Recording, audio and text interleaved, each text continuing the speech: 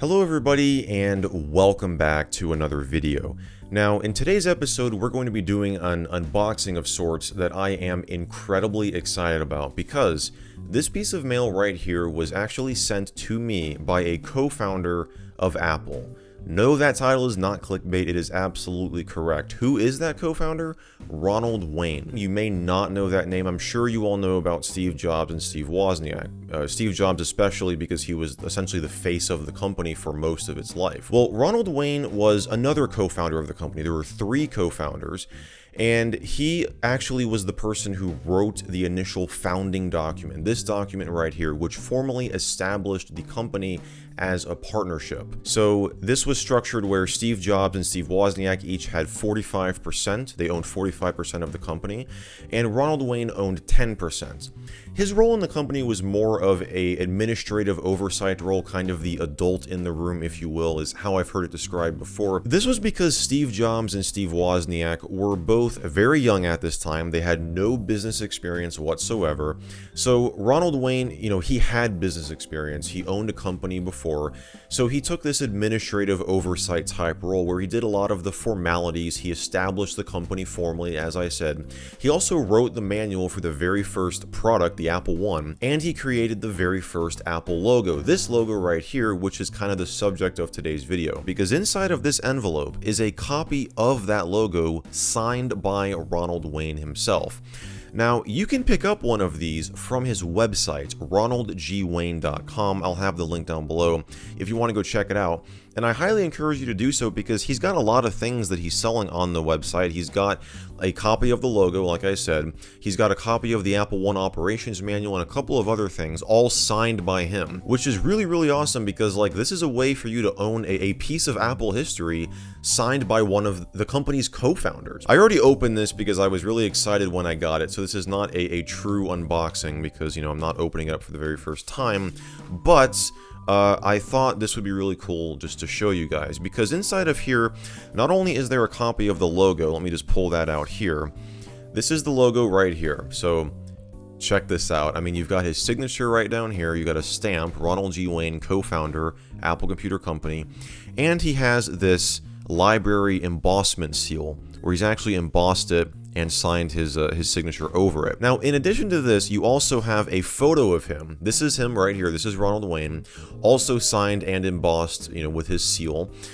So this is really, really awesome. I was not expecting that. And he also sent a letter as well. And this letter, it says, "Your request for my autographed copy of the Apple Newton logo." It's called the Apple Newton logo because it features Sir Isaac Newton under the apple tree.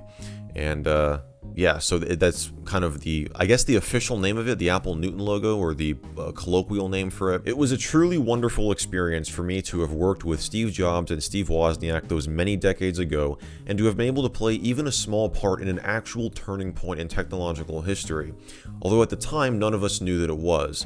To us, it was just another series of days and of wonderful experiences. For Mr. Wozniak in particular, who'd been the actual creator of the personal computer, and like everything else that he did and still does, it was all for nothing more than the fun of doing it. But then it was the dynamic drive, energy, determination, and imagination of Steve Jobs which truly made Apple into the enterprise it is today. Let me take this opportunity to wish you a long, healthy, creative, and wholly gratifying life. Very best regards, Ronald G. Wayne. That's just really, really awesome, guys. I mean, I was just expecting this right here. I was not expecting a letter and this photo of him. And this was all $25. So if you want to own a literal piece of Apple computer history signed by one of its co-founders, be sure to check out his website link down below, because even though he was not at the company for very long, he played a very important role in the very early days of founding the company, making this logo, and of course, as I said, writing the operations manual for the Apple I. Now, you might be wondering why he wasn't around for very long. Why did he leave? Well, to give you the gist of it, it's very easy to look back nowadays and go, gosh, he made a huge mistake. I mean, 10% of Apple would be worth billions of dollars today. He should have just stayed. It's very easy to have that, perception, but you got to understand that Ronald Wayne was in a very different stage of life than Steve Jobs and Steve Wozniak were. They were young. They didn't have very many assets that creditors could seize. If the company had gone under or went into debt or whatever, and with the way the company was structured at the time, a partnership, each person was equally financially responsible for the debts of the company.